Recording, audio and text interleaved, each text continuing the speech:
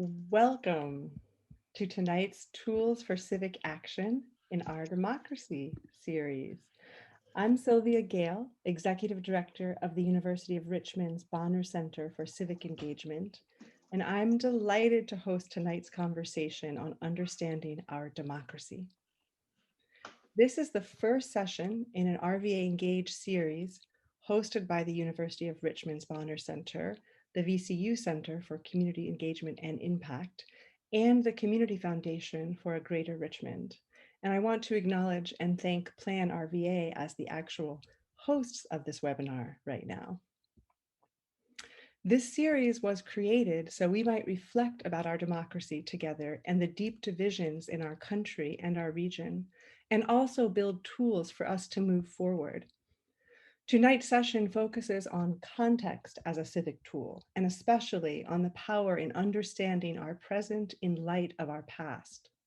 On that note, I'd like to start by acknowledging that the land we now know as Richmond, Virginia, was, at the time of British arrival, the territory of the Powhatan people.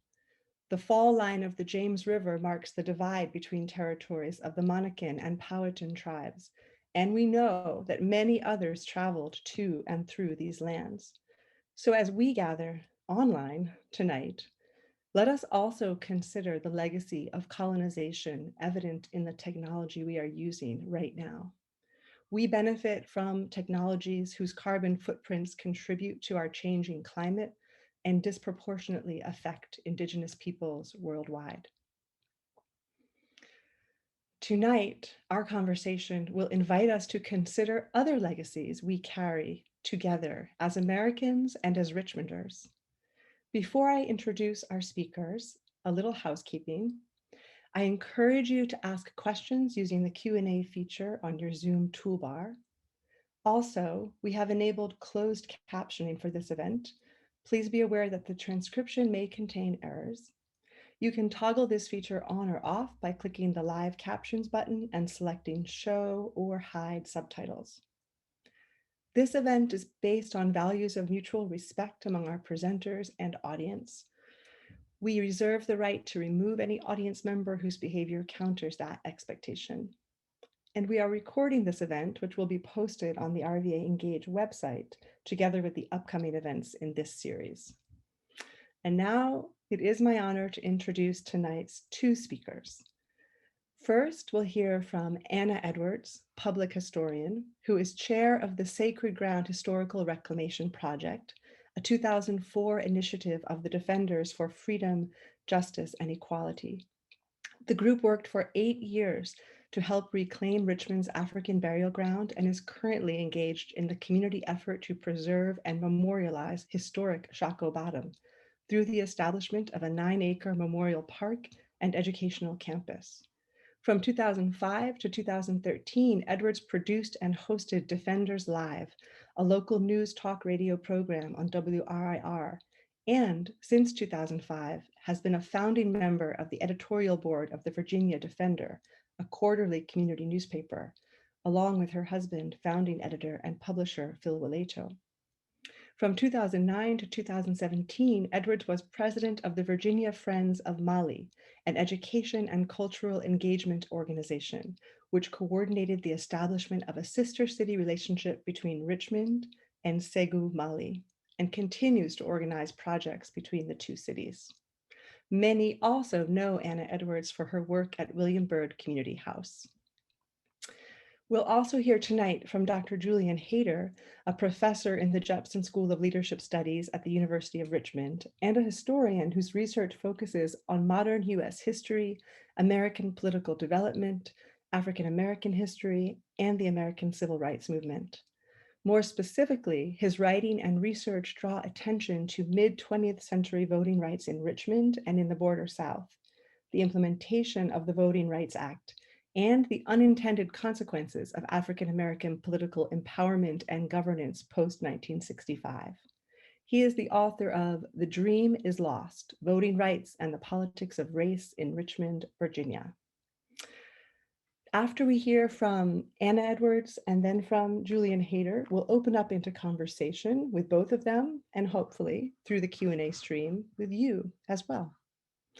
Anna.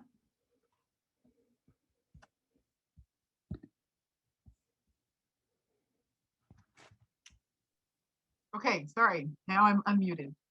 Thank you very much, Sylvia and Alexandria. This and RVA Engage, this is an interesting time to be talking about democracy and voting rights, and I really wanted to sort of take it back to the era that I tend to focus on in my own work and my research, which of course is early Richmond. The history of Shockoe Bottom is a history of the 18th and early 19th century. And the state of Richmond at that time was that it was a relatively maybe 20-year-old, plus or minus, capital of the state. It was a post-revolutionary era where people were wrestling with the presumed interpretation of what it meant to become a free nation. And it was a time when the idea of democracy, which is something we're a little bit cocky about now, was very much up for discussion. It was an entirely new sort of formation in terms of, here was a nation that decided to establish itself, separating it from a monarchy and using a democratic, representational process for its governance. But it also was very clear at that time, at least, about proscribing who it thought actually could participate, in what they called a democracy. And so, for example, the Constitution talks about citizens and citizenship, but it never actually gives it a definition. And in point of fact, it leaves it up to each individual territory or state to create the criteria for becoming a citizen. Not only that, becoming a citizen didn't mean that you automatically had voting rights. You might simply be a citizen subject to the laws and protections, but it doesn't mean that you got to vote. And pretty typically, as has been sort of sound-bited down, it's propertied white men who were able to actually exercise their vote. And that is something that came, that they basically brought with them from England, with the idea that if you owned property, which means the land of the nation that you were a part of, then you had an investment in it, and therefore you had a right to an opinion about how it should be run or governed. So carrying that here to the United States meant that there were already sort of notions that they were going to face once the rhetoric of the Declaration of Independence and the Bill of Rights begin to roll us forward into what this country was actually going to be. I mean, thinking about the fact that they were actually creating an entirely new nation, there's a lot of moving parts to that. The idea of who gets to fully participate politically is something that was very much up for grabs. And each state, each colony had its own rules about that going forward.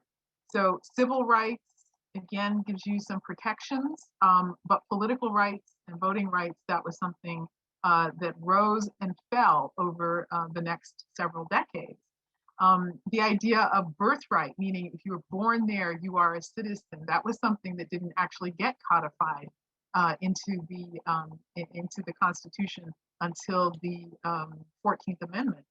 So there's a lot to the idea that that the ability to vote in the 20th century and 21st century is still going through some of the ideas about who really should have the right to vote, who really should get to participate in governing this, this democracy. Democracy being, again, a new idea. And so we were defining it. This country was defining it as it went along. One of the first significant shifts was that after the turn of the 19th century, there was a real push to end the property requirement. And Andrew Jackson's administration is most well known for that, for implementing that. So by taking away the property component to voting rights, it meant that you actually removed the only other thing that made it about race, uh, or that clarified that the distinction was going to be a racial distinction. It was also a gender distinction, right? So you take away property as a requirement, then all eligible white men, meaning of age, usually 21, could vote. And their ability to exercise that right might depend on proximity and literacy and things like that, but they all had the right to vote. And that was the great statement that got made in that period, that it was that white Americans boasted about their participation in the widest and freest electorate in the democratic world. And of course, as long as you don't include women or people of color, that was true. So it was a benchmark moment in relation to Europe, certainly. But we also recognize that because women were left out, and they fought that, very early on, and certainly really elevated that in the 1840s. And then because free Black people were pushing back on this as well. There was an understanding that enslaved people, not being considered citizens, were not going to be able to do that. But free Black people certainly were in this halfway world where they were now part of society, but they were not legally always considered citizens, and they certainly weren't always considered people with the right to actually vote. So you saw a joining of forces where women and free Black men, free Black people worked together to try and combat that. And one of the famous alliances between Frederick Douglass and the Elizabeth Cady Stanton and Susan B. Anthony was one where they tried to work together until the 15th Amendment was passed. And the 15th Amendment meant Black men could vote, but women still could not vote. One of the things that I think is very interesting about that particular period is that Black women tended to be focused on human rights as a whole, social and civic rights. Yes, the right to vote, but there was a recognition that, especially after the 15th Amendment was passed, Black men could vote, white women could not vote, but they were going to fight for that right, and they were going to use often racist tools in order to demonstrate that it was appalling that the vote would be given to Black men, but not the wives of white men who were already, in the dominant role in society. But you have Black women who realize they're not winning anywhere in this dynamic, and their focus for a time was really on human rights. And eventually, some of those human rights included people like Ida B. Wells working on anti-lynching legislation. And so you see this conflation. It's a distinction, but it's also a conflation of how civil rights, human rights, political rights are all going to be really at the heart of the discussions about the right to participate fully in society, but also the protections that are a part of that. And so when you look at some of the laws as they changed over the period between, the founding of the country in 1776 and prevailing opinions, you sort of see it liberalizing in some respects, but also closing down. Initially, as I said, because each state could create its own criteria. In some states, Black people could vote. Free Black people did have the right to vote, and there were, in fact, legislators in place that we know of. I think there were 5 or 6 who were actually holding office in the years before the Civil War. So it lets you know that it was seen differently in different places at different times. And it isn't until we get to the end of the Civil War, the 14th Amendment ending slavery on a federal level, and then guaranteeing citizenship on a federal level, and then guaranteeing political rights on a federal level, that the real sort of revolution, or the next revolution in this idea of citizenship and participation really sort of takes off and becomes a real battle during Reconstruction and Jim Crow. So I'll stop there and turn it over to Julian. And thank you. Yeah. So yeah, it's I say this. I think I said this to my students the other day. Americans tend to think of democracy like instant coffee. You add water and poof, there it is. But it's actually a lot more incremental than that in the United States. The real continuity of democracy is exclusion. Um, Even after emancipation, what we begin to see is that the people who held the majority of the power in the colonial era of Virginia, you needed 20 pounds of tobacco to vote, right? I mean, who would have 20 pounds of tobacco other than a slave owner? This was government for the wealthy, by the wealthy, in the service of the wealthy. That's what the exclusion actually means. It means that a landed quasi aristocracy made decisions. Slavery isn't an addendum to American political development. It forms the basis of how people begin to think about civic virtue and political participation, right? When when slaves are emancipated, or when slaves emancipate themselves, people lost their property, which in some ways meant that they lost their political power as well as their economic power.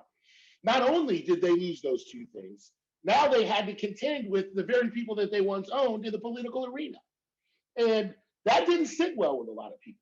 So we see after the abolition of slavery, the passage of the 13th Amendment, the ratification of the 14th Amendment, the Equal Protection Clause, and then ultimately during radical Reconstruction, the ratification of the 15th Amendment, um, what I would call a dialectic between the forces of restriction and the forces of inclusivity. And that really is, and I want to say this outright because it's going to dictate most of what I say over the next several minutes.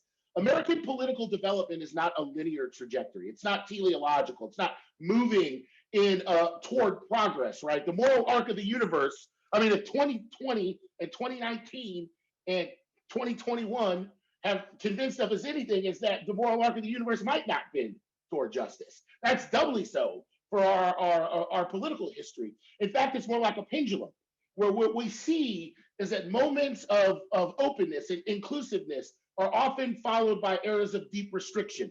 It's not a triumph narrative per se. It's a narrative, it's an incremental narrative of 2 steps forward and 3 steps backward. So we see in some ways these revolutionary and epiphanic political developments. African Americans are allowed to vote. Women get the suffrage, right? And the suffrage actually does form the basis of America's democratic republic. Without the right to vote, right, you are extremely vulnerable in the United States. Now, and think of it this way: if the arc of American political development in the United States was a maturing human being, we are really only in our early adolescence in terms of the number of people who have actually been able to come to the seat of the Democratic table and make decisions, right? It is a highly exclusionary endeavor, and America's legacy of disenfranchisement far exceeds suffrage equality. Black men didn't get the right to vote until the 15th Amendment in 1870. Women didn't get a comparable vote until Washington ratified the 19th Amendment in 1920. Native Americans didn't get the general right to vote until the Indian Citizenship Act of 1924. Racially discriminatory grandfather clauses lasted until 1939, and whites excluded blacks from the Democratic primaries in the South until 1944. What happens in the South in particular, in large part because we're in Virginia, so I'll speak specifically to this region, is after Reconstruction, that moment that we all celebrated in high school history, right, that comports with the progress narrative, we begin to see people roll back that progress almost immediately. The pendulum swings, right? And it, with shocking predictability, it swung back. And what we see, think of it, in 1901 and 1902, Virginia, like many of its brethren throughout the South, passes a Reconstruction era constitution. That constitution uses poll taxes and grandfather clauses to systematically disenfranchise 80% of African Americans from the voting ranks. The dirty little secret is it also disenfranchises 50% of the Commonwealth's whites. Virginia, in the early portions of the 20th century, Virginia had the lowest voter turnout rate of any state in the Union and one of the lowest voter turnout rates of any free democracy in the world. Yet you cannot get off the Commonwealth's heritage industry on Monticello and Mount Vernon or Williamsburg without people telling you precisely how integral Richmond was, or Virginia and Richmond were, the development of American democracy. And that is true, right? But the anti-democratic forces of restriction were also at play. And they were at play well into the 20th century, right? Black Americans are not fully fledged citizens in the American South until 1965. That's 10 years before I was born, right?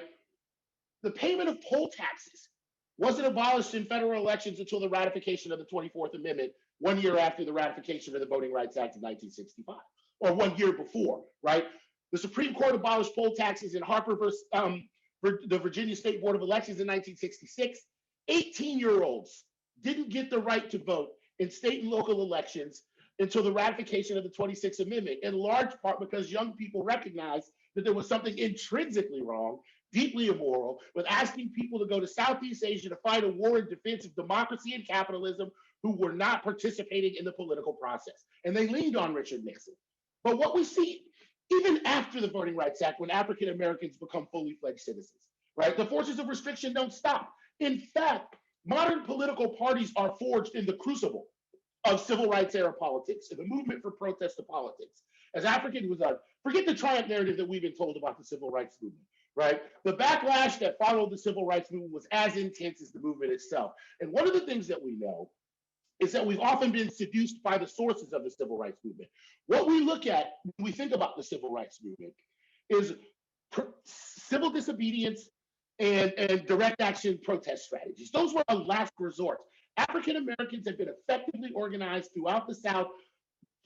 After Reconstruction, you don't even get to civil disobedience and direct action strategies if African Americans aren't effectively organized. And what they do is they recognize that politics matters, right? Disenfranchisement is quite simply the practice of prohibiting someone's right to vote. But people aren't voting for the sake of voting. In fact, African Americans are the very people that persuaded the federal government to pass the Voting Rights Act in 1965 because they just started showing up to polling places, demanding an effective right to vote. But they want to vote because they know more than anyone that, right, that the adjudicators and administrators of the Jim Crow system were at the local level, not just the state level and the federal level, right? It's a form of community control, the recognition that public policy had an immediate influence on thriving communities. I'll put this another way. A lot of times African Americans in general, and forgive me for saying this, like to romanticize about segregated spaces during the Jim Crow era. We had our own stuff, and that is true, right? But we also didn't have the ability to direct public policy to those communities. Richmond had the highest Black mortality rate of any city in the United States in the mid-20th century. Churchill didn't get effective sewer systems until the 1950s and the 1960s. Most of the city's refuge areas, dumps, and crematories were in Jackson Ward, right? One of the most thriving communities in the South. African Americans were dying from diseases in the mid-20th century that have been, sound familiar, by the way, that had been eradicated from the white world. And this had everything to do with the fact that they couldn't get a seat at the table to participate. And they're paying taxes into this system, by the way. They're paying the taxes into a system that's not remunerated in their favor. And what they recognize is that politics matter. So they rally, right? They organize their communities to get an effective vote. That culminates in 1965, and the forces of restriction meet those challenges with an era of what we call vote dilution. And what we begin to see is people recognize almost immediately after the ratification of the Voting Rights Act of 1965 that if they can't stop African Americans getting to the polls, they can diminish the power of those votes after they've been cast. They switch electoral systems, they annex portions of predominantly white suburbs, and all this really emerges from the shockingly predictable pattern of residential segregation throughout the South in the United States. So people begin to manipulate district boundaries to pack or unpack districts full of certain people. What we begin to see after 1965 is a game of what I would call political cartography that we are still living in to this day. It went subterranean between the 1970s and the early 2000s. But it reared its ugly head after the federal government abolished the Voting Rights Act, or abolished Section 4 of the Voting Rights Act in Shelby County versus Holder in 2013. This is where we begin to see, yet again, direct action strategies reemerging.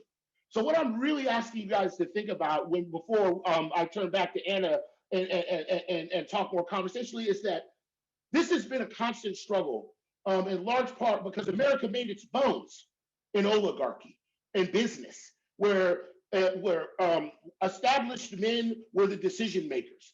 And one of the things, I've been saying this a lot lately, and I'm gonna say it again, is that things done on purpose can only be undone purposefully, right? We are talking about centuries of a handful of individuals making decisions for a majority of the people. And that has had a profound influence on how we got to now and the problems that we face in the United States, right? That's the Jim Crow era, right? In a nutshell, you had people making decisions for large numbers of people that they had no public interest in looking after. They did the bare minimum to maintain their communities. It's not just about politics, it's about people's lives. And what we begin to see in the early 2000s and then in the 2010s is a full-fledged assault on the Voting Rights Act of 1965, which is far and away the most effective civil rights bill in the history of the United States, because it contained both punitive and preventative measures to prohibit people from the long continuity of our tortured political history from doing what they had always done. But even that bill had weaknesses. And what we find now is that there is actually a direct correlation with the rolling back of these civil rights legislation and the reemergence of open white supremacy in the American political imagination. And they cannot be separated from one another. And in fact, if you know anything about the pendulum of openness and restriction, of inclusivity and restriction, the election of Donald Trump to the presidency in 2016, I mean, Stevie Wonder should have saw that coming, by the way, because it is shockingly predictable. Look what's happened in Georgia. At the very moment that people were celebrating the extent to which Americans made these revolutionary political achievements by electing 2 senators, they almost immediately rallied and circled the race wagons to undo those gains, to re-rig the system. If you, I can talking about, this is a lot more technical than I'm letting on, and I can talk about how technical it is in the Q&A, right? But this struggle continues, and it is even more intense now, in large part because we went to sleep at the wheel and recognized that profound political change and profound political policy, if it is not carried through with political will and organizational will, it will die at the altar of resistance. And in some ways, conservatives played the long game with the Voting Rights Act of 1965. It took them 40 years, and they took a page directly out of civil rights activists. They litigated against it. They spent 40 years stacking the court. Anybody that knows this narrative would have never been surprised by the election of Brett Kavanaugh to the Supreme Court. He's cut from this cloth. They've been doing this for a while. They've been organizing subterranean legal strategies to undermine this legislation. And we are now seeing the culmination of the dismantling of, the unraveling of, the disentangling of the Voting Rights Act of 1965 and the forces of restriction and disenfranchisement that characterized most of the 20th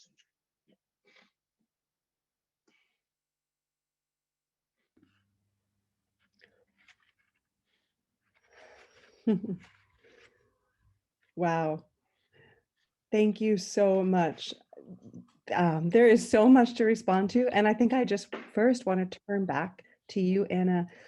Now, with Julian's extension of your narrative, what was resonating with you? What do you want to hold up as we consider this long arc, this push and pull of disenfranchisement and inclusion?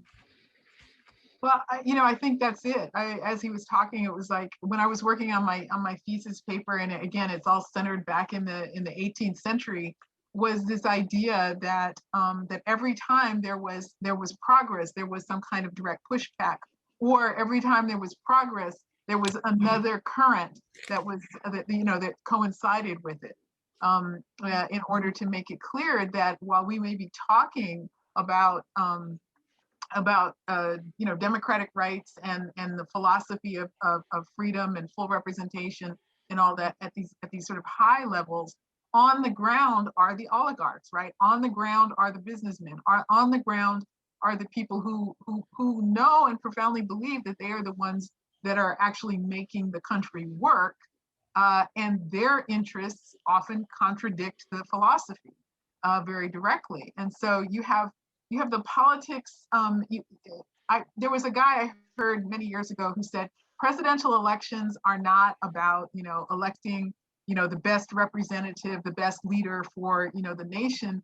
They are the thermometer read, or the snapshot of the state of mind of the nation. And so if you look at Obama's election and then Trump's election, there it is. I mean, as soon as Obama was elected, apparently gun sales shot through the roof, right? So on the ground, people were preparing for what, for Obama to represent a society that particular group of people was not willing to tolerate. And that faction has existed in some form, from the beginning. So when you hear soldiers say things like, freedom isn't free, well, democracy isn't actually democratic in some ways, unless we're paying clear attention and really intention, right? So back to what Julian said about intention and purpose. We have to mean it. You have to mean it every step of the way. You cannot assume that because you won this vote that it's all good now, right? Just like, as people have been saying, Kamala Harris and Joe Biden are in, so everything that Trump and his administration, or the other administration was doing, is all undone, and we don't have to worry about any of that stuff anymore. That's not really true. Plus, there are other intentions that we have to pay attention to. So regardless, it's always going to be that kind of push-pull. And if we're going to have any kind of arc, it's because people stay on it and keep pushing it in that direction. Ooh. Julian, is there anything there that you want to pick up? No, Anna pretty much covered it, right? I mean, if you don't follow, you got to play the long game in politics. Yeah. Right. You have to. There's just right. There are no celebrations in politics. It's a never-ending game. It's not a sprint. It's a steeplechase. And you got to have stamina. And I'm going to say, this is why I love Game of Thrones, because it wasn't about the throne at all. It was about the machinations behind the throne that mattered, right? It's about what this is like. Everybody wants to be a politician. Nobody wants to be a policymaker, right? Right. It's the non-sexy stuff that people that conservatives paid attention to. You almost have to respect the game they played, right? In large part because they understood that how politics works, that it's not shiny, that it's not flashy, it's often dirty, right? And it's often murky. And I think if politics becomes exclusively about representation and symbolism, you are at a sizable disadvantage to your political opponents, because it's not what it's about, right? It literally is about understanding the nature of public policy and how you direct public service deliverables, right, to the American citizenry. It's for, I think we have to, racism wasn't formulated in Appalachia and the Virginia backwoods. It was formulated in universities and city halls and state legislatures and religious institutions of smart people, right? And as long as we continue to associate the forces of restriction with stupidity, you're going to get what we keep getting, right? You got to play the long game in politics. And I think that's one of the, you almost have to love him or hate him. And I can assume it's probably the former, or the latter rather than the former. Someone who ran the Trump campaign in 2016 knew precisely how to play an electoral map, right? They knew about longstanding patterns of residential segregation. They knew where to get the votes. They knew that the historical legacy, right, of racially homogenous communities and overrepresented rural areas is how you win a presidency. And they played it like a fiddle. And ignorance is no excuse, right? He didn't win the popular vote, but they knew precisely where to get the votes they needed to get the Electoral College. That is a stroke of political genius.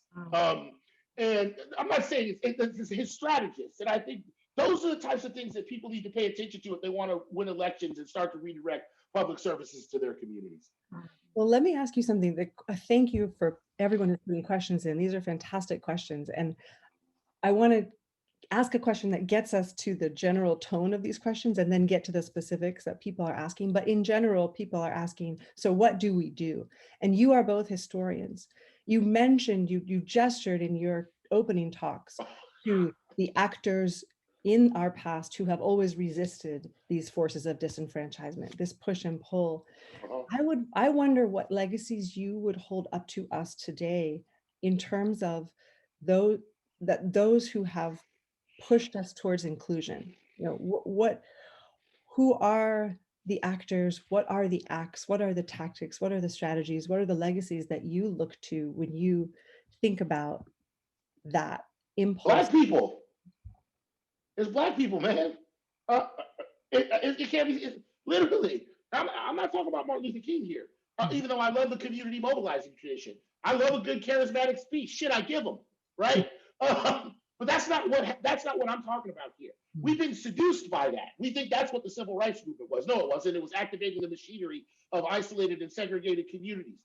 This is what happens under the church, right? In the basement, that mattered, not above, where the Reverend's giving a charismatic speech. This is how we know women, in fact, were in charge of the movement, in large part, because we recognize that they were the ones who actually ran these churches and these mutual benefit societies, these civic organizations. These people were deeply invested in their community. They didn't have a choice.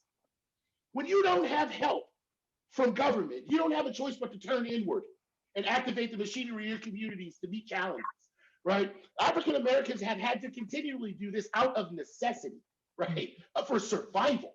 And I think there continues to this day to be deep. I am on a lifelong crusade to get people to reimagine the civil rights movement, right?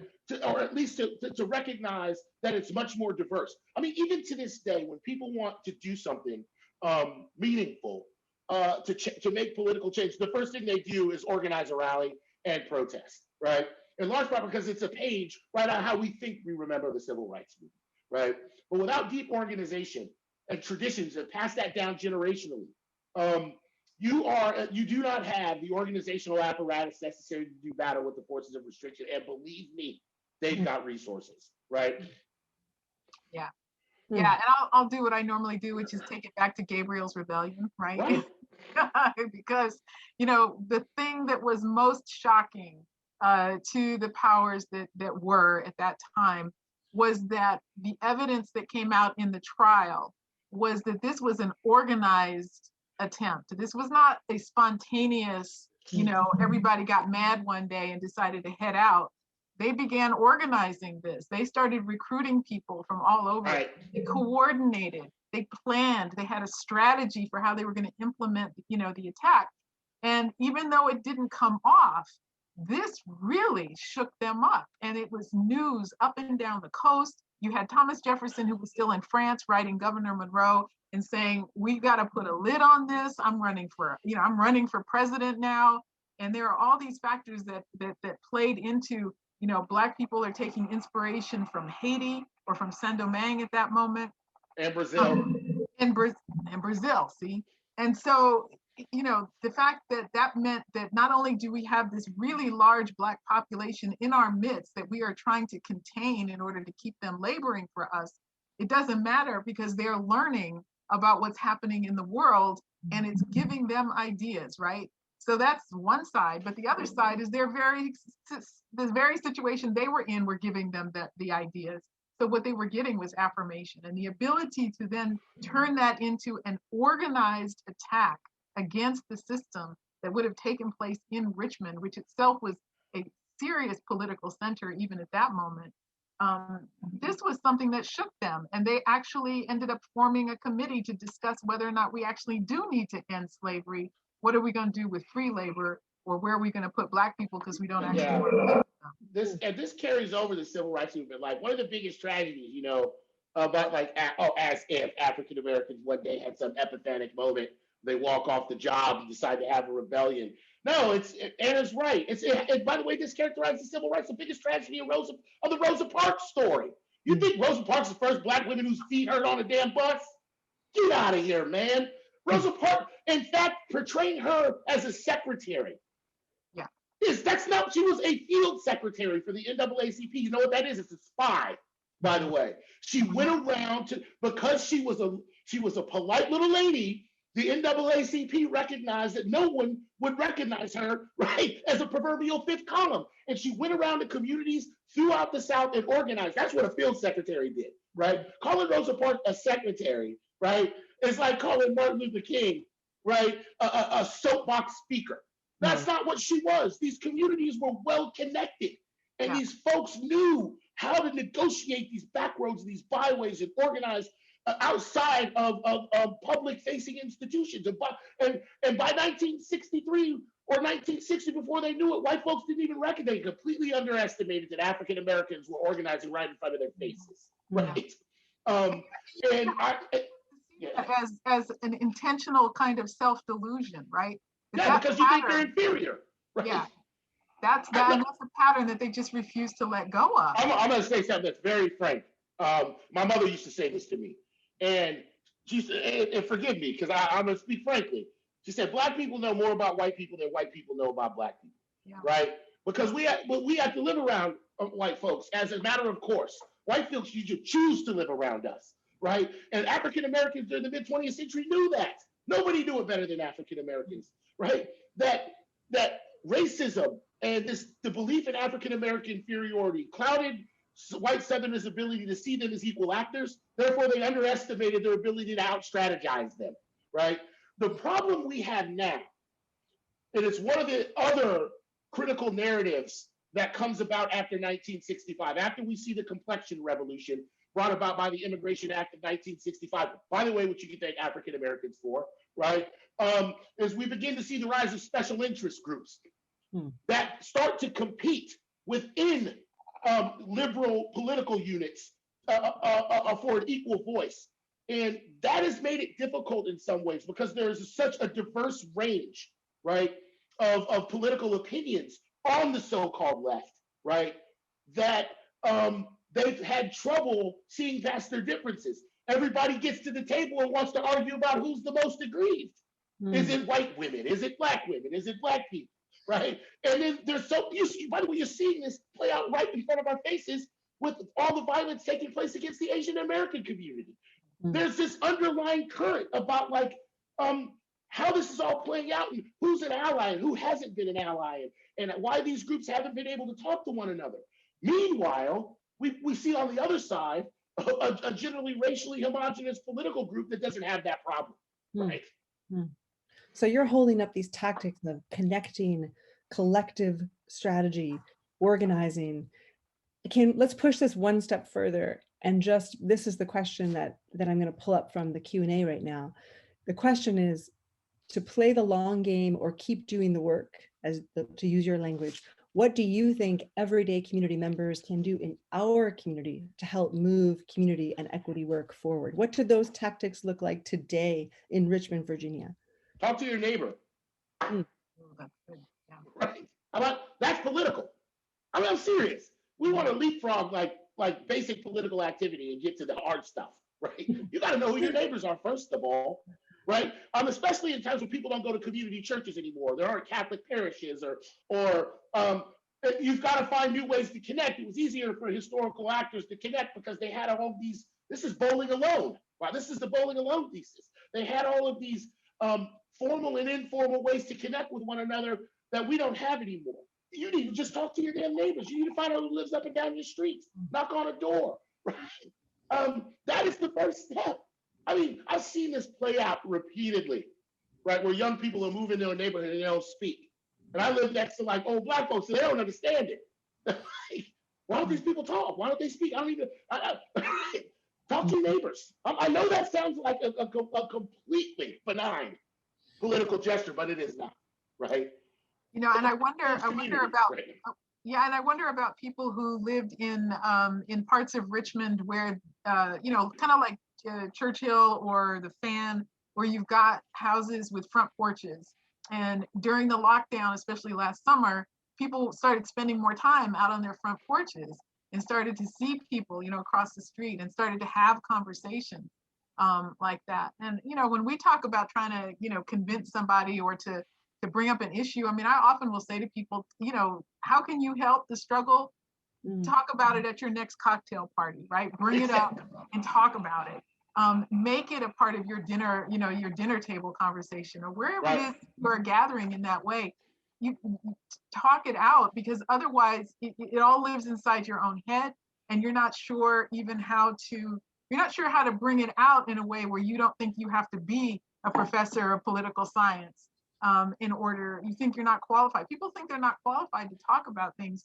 And yet at the same time, for example, I was at the doctor's office today and I heard two women in the other room and they were talking about really important issues related to trans people and schools and LGBTQ life and things.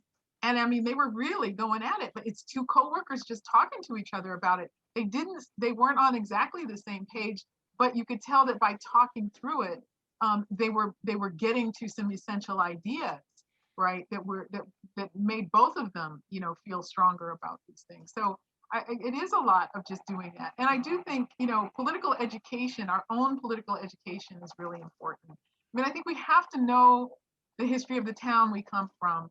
I think it's incredibly important to attend those incredibly boring city council meetings, because just like, Julian was saying, where the technical stuff is happening is where the decisions are being made about what life is going to be like on your street, or in your neighborhood. In the years to come. And and at city council meetings, it's as close to the sort of old democratic town hall meeting process as you're going to get, because there's a public comment period. You can weigh in on any topic you want, right? It doesn't have to be on the agenda. You sign up for that period, you can spend 3 minutes letting them know how you feel about something, and you don't have to be an expert. I mean, they will sit there and listen to you drone. I mean, literally, there are people who do that. They just stand up and go off the top of their heads. And there are other people who really prepare because there's a specific point that they want to make. And I just say that to say, attend your city council or supervisor meetings. Hear how these people are talking about your community, and vote them in or out of office because they're doing a good job representing what you think about it or not. But it is on the local level where you really want to sort of reconnect with what's happening and how these decisions are getting made. And you don't know when they're talking about your voting rights and how, where the polling station is going to be and how long it's going to be there and where the bus routes are going, and, all these things that make accessing the ability to vote, doable or not doable. So it really behooves us to engage the processes that are sitting right there for you to attend. I love the way you're doing this. Talk to your neighbors, pay attention, attend the forums that already exist. But I also want to hold up one of your strategies, Anna, that I have learned from in Richmond, along with so many others, and that is learn the stories of your place. I mean, I wasn't in Richmond for 2 months before I went on one of your Defenders tours years ago. And heard the story from you about Gabriel's Rebellion. And that made a huge difference to my own orientation to our city, to have that story to hold. And so I just want to appreciate the work you've done in that kind of narrative, disrupting and uncovering and revealing the narratives that otherwise don't get told. This, it's because it was personal for me. When I learned the story of Gabriel's Rebellion, and then and then the people who taught me about it took me down, and we learned about the site of the burial ground. I'm like, wait a minute, you mean I can stand on the site where this thing took place? And 8 blocks up the road is where Patrick Henry gave his speech at St. John's Church. And I started thinking about it just literally in terms of the proximity, that literally somebody in Church Hill could just have walked down the hill, and count, let's fold up time, 25 years, right? So Patrick Henry could have walked down the hill, 8 blocks that we're very familiar with, and be standing, at the gallows where Gabriel, gave his life for the struggle. The fact that somebody who was on trial gave a speech that said, I'm not doing anything any different than George Washington did. And if the British had caught him, they'd be hanging him too. So what are you looking at me for, some different story for, right? And so just to sort of be able to bring people to life in the place where they were, literally didn't just teach me, it actually made me go, wait a minute, I think I have a better understanding of some of those foundational documents that I read a long time ago and didn't understand. They make you read the Constitution in high school, and you have no context for it to understand that it's actually a business plan. right? It's a business plan for the men that were trying to make sure that they could run their plantations, make sure that the markets would be open for them, make sure that their markets wouldn't be impinged upon. And, you know, and all of that is in the Constitution. And so I was like, wait a minute, this is business 101. Well, let's follow that thread. And Julian, this is going to come right back to you, because there's a strand of questions also coming that is asking about the judicial system and how the judicial. I know who asked that question. So, you know, we're talking about this kind of local politicking and relationship building and understanding. Yeah. But talk about that, given, you know, the question is this: given that the forces of white supremacy have spent 40 years building power through the judicial system, how can progressive forces gain power in that arena? You do what they did, right? I mean, so what I was talking about when I talked about racism going subterranean after the civil rights movement was precisely what Eliana is talking about, right? Essentially what conservatives did is they took over state legislatures and then started to redistrict to gain power, and then use that power, then parlayed that power into the House of Representatives and then the Senate, and they began stacking courts, right? They began stacking courts with conservatives in a manner that would safeguard and shield many of their initiatives from judicial review, right? So you have to do a variation of the same thing. This can't be changed overnight, by the way. And the Supreme Court is just the tip of the iceberg, right? This has been happening for years, and people have been paying attention, right? This is why when people said that Brett Kavanaugh was an unknown, though he wasn't an unknown, if you know precisely what Eliana was intimating, he was not an unknown. This shows you how ignorant people are of the strategies these folks have been devising. And, you know, there's a lot of talk about reform of the judicial branch, starting with, and I don't know if this is the solution, getting rid of life-term appointments on the Supreme Court, right? But ultimately, what I want to really emphasize is it's all interconnected. There are no unsexy portions of politics. If you don't recognize that the way that the court system works is a direct reflection of how people vote and what politicians favor in their judicial appointments, you're at a sizable disadvantage. And I think so. To answer a question more directly, you first got to raise awareness about this, that this is an actual thing, right? That this type of politicking exists, because most people don't see it that way, right?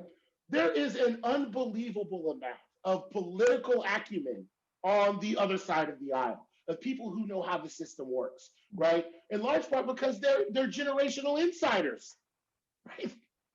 Right? There's an actual learning curve in the 1960s for African Americans and people who hadn't been involved in politics. They've never been involved in politics before. So they literally, right, there is a steep learning curve where they have got to get up to speed overnight about how the system works, because there are people who have been involved in politics generationally that know precisely how to manipulate it. So I think that there needs to be a wholesale campaign to raise consciousness and awareness about how the judicial branch works in accordance with elected office, right? We need to think very intently about the nature of the Supreme Court. In large part, Eliana wrote an honors thesis, by the way, that showed that the use of police violence, deadly violence against Black bodies, is in some ways a direct result of judicial decisions that have culminated in qualified immunity. It's all interconnected, right? It's all interconnected. And if you don't recognize the interconnectedness, it's not just about, right, some racist cop hell-bent on shooting people. No, it's a system that protects these individuals from that type of activity that has deeply political implications.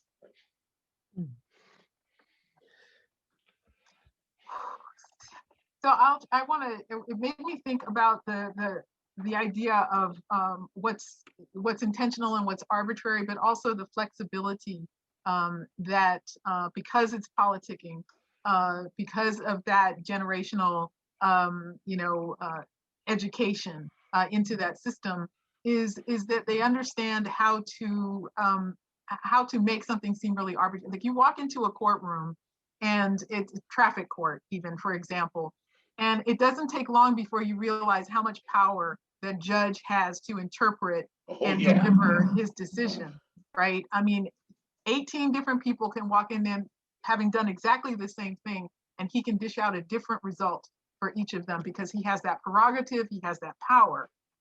And so, recognizing that, you can tie that directly to having this conversation about let's remake the Supreme. We think about the Supreme Court as having been pretty much set in stone and sacrosanct. It's got 9 people, they've got it for life, and we have to live with that. But the truth is a lot of what we have understood as a given or law is in fact practice. And so practices and traditions can be changed when they're no longer useful. And so we do have to pay attention to, understanding. You walk in, you think it's about checks and balances, but that's just the starting point. It's checks and balances, but for who, when, and for what purpose. There are a couple questions that feel really relevant now. They're related, and it has to do with how you keep people engaged in this kind of interconnected, intersectional, and long kind of strategy. Well, I'll just say you start where you are, right? You start with the issue that matters to you. And as you investigate and learn more about that issue, you will begin to see where it intersects and connects, with the sort of next layer of policy or decision making. So, people follow, I can't think of anything off the top of my head, but anyway, I mean, that's really it. You start literally where you are. If it's about sidewalks, and why they don't get fixed, follow the trail. Policy about resources going into your neighborhood and see who made what decision when. One of the things I thought was really interesting about Cuba is this practice of putting up, during, and I don't know if this is still happening, but when somebody was going to run for office, what would be papered up around the place would be their voting record, right? What did they actually do on these issues? So it's a real report card on what somebody actually does and has actually said, so that you have a way to gauge what their interests have been in relation to your issue. So I think, again, it's you start locally, but don't stop there. Mm-hmm. Let me ask one last question as we're wrapping up this conversation. And it's just maybe a personal take on these issues we've been talking about. The tool we're exploring tonight is context. As historians, that's what you bring to us, these legacies, these stories, these narratives, so we can see the long arc. But how does understanding that kind of history affect how you show up in Richmond, in your communities? Is there a quick little glimpse into what that really means in your lives as civic actors yourselves? Julian? I'm talking to you right now, right? I can't say that's my job. I mean, which gets back to Anna's point. You gotta stay. I mean, you gotta stay in your lane. You can't be all the activists all the time, right? You gotta delegate, right? My job is to raise awareness, so that that's the role I've decided to play, is to talk about how history has helped define how we got to where we are and what we can do and how we can weaponize that history to make better decisions in the present. And perhaps, I've said this before. I sound like a broken record sometimes. I'll get tired of listening to myself talk, right? But people have lived and died believing in things, that we now know are patently false. And we will live and die believing in things that, people 100 years from now will know are patently false. And I think we have an obligation to tell these stories so that people can be aware of the mistakes that we're making in the present and how the past is shading the decisions that we are making currently and what we've inherited. And, ideas have to be dealt with and practices have to be dealt with. The biggest mistake I think America has made is that we think the further we get away from our racist past, that it's just going to dissipate into the atmosphere, right? That somehow moving away from slavery and moving away Jim Crow, that there would be an organic movement into the proverbial future of racial egalitarianism. That's not going to happen, because we are literally talking about the historical legacy of purposeful action that needs, right, a purposeful reaction. And until we come to terms with that, we are going to be in trouble, right? So I know we just have a moment, but thank you, Julian. Anna, how do you understand your purpose related to this history? I think it's the same thing. I mean, you know, historians, that's what we do. We deliver information. You know, part of the other word that I'll throw into the mix is we help people see patterns, you know, patterns and cycles, and similarities, right? So we think we're so terribly distant from, you know, 1800 or 1789, but we're not.